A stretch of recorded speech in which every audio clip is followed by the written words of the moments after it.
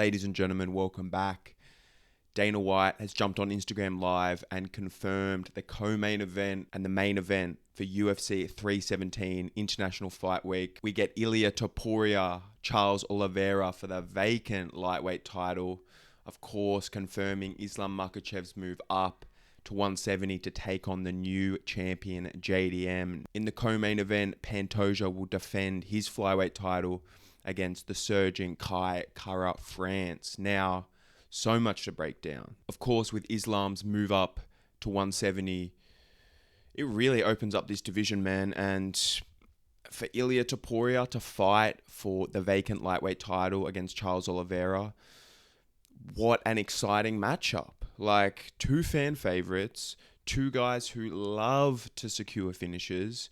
Charles Oliveira, been there, done that, looking to reclaim that title, and Ilia Topuria looking to achieve greatness as, that double champ status. Now, what a matchup. I think just based purely on how Charles Oliveira fights, it is a very, very dangerous fight for him. But don't get me wrong, man, based on how Charles Oliveira fights, it's also a very, very dangerous matchup for Ilia Topuria. And this is what makes it so exciting. Anywhere this fight goes, there's danger for both parties. Now, I think Ilia Topuria is probably a bit more heavy-handed and, in the boxing ranges especially, is going to be, really looking to hurt Oliveira there. And I think if he lands clean, he will, man. Oliveira's been put down by lesser punches. Ilia Topuria, we've seen his power translates to 155 pounds, knocking out Jai Herbert clean. One of his cleaner knockouts in the UFC was up at 155 pounds. We know he cracks up there, but Charles Oliveira and his ability to stay in a fight, survive, and then turn the tides on you, we've seen this happen so many times at the top level in title fights, man.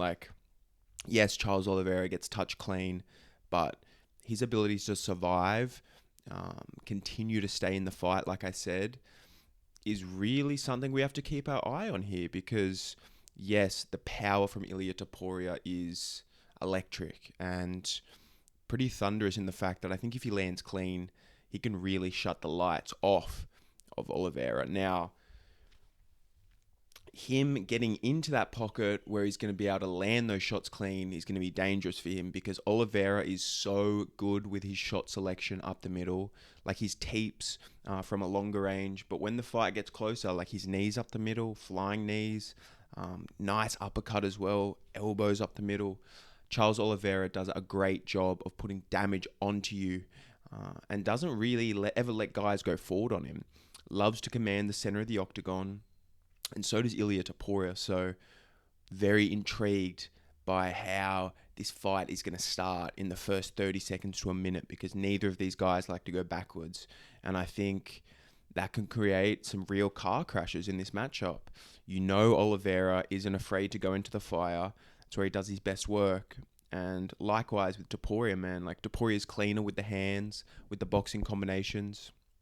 But that wild element that Oliveira brings, his ability to stay so calm in that chaos, I think is a real wild card that he has in this fight because, yes, Ilia Topuria brings power, chaos, and puts you into a range where you're quite uncomfortable, but so does Oliveira, man. So it's really, really going to be about who takes the first back step because whoever I see going backwards in this matchup is probably going to be on the most receiving end of the damage. Now, let's say Oliveira gets clipped, hurt, goes to the ground.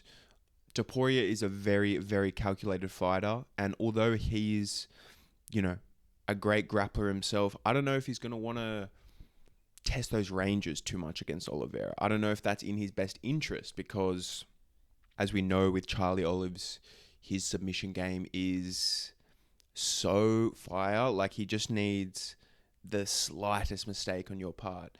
He almost put out Sarukian with that DAS, man. Even in his losing efforts, Charles Oliveira will find a moment in that fight where you're in real danger, man. And even if you beat him, you're going to have to get out of some bad positions. So, fantastic fight. In the co-main event, Pantoja looking to defend again. He hasn't lost in, 5 years?